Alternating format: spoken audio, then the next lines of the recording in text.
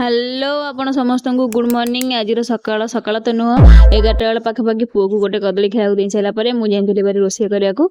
टिके डेरी जाइला माने मत सब 12:30 भितर ही रोषे कर मैंने रोषे सारिया था कारण से मो स्वामी को लंच टाइम मैंने कंपनी लंच टाइम 12:30 1:30 तो मत भितर ही रोषे कर 12:30 भितर आज टे डेरी जाइला जो दिन डेरी हम मैंने से दिन मो पुओ टी अधिक जानी अधटा मुझे जानी बेले बेले धरिकी मत रोषे कराया पड़े कौन करवा छोट छोटा सी तो आज भी सत कथा है रोषे कराटा भी जी कष्ट नुह मैंने रोषे मैंने कौन हम से भावाटा ही मैंने बहुत कष्ट आज तुम पूर्व दिन राति भाविकी रखी हो आम यहीटा रोषे करिया तो मैंने रोषे कराटा जमी मैंने बहुत सहज लगे मत तो सेमती लगे से मुझे कथा सेयार कली। तो आज रोषे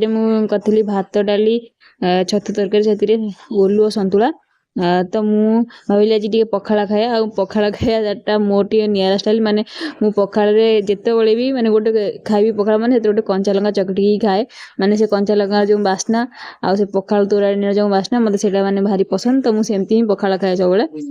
तो खाई सारा पर 4टा बेले आम छात पटे बुलूलु आ मो पुओ को एवं कहूँ भी पड़ूनी से मन को मन माने बाल्टी पानी धरिकी देखुची ना आम एमती फुल गचरे पानी दौचु से सब मन को मन ही पानी देवा आरंभ कर सारे से मैंने एकुटिया ताको माने कहूँ भी पड़ूनी तो ये आम हाउस ओनर आम एमती गपसप करी आज दिन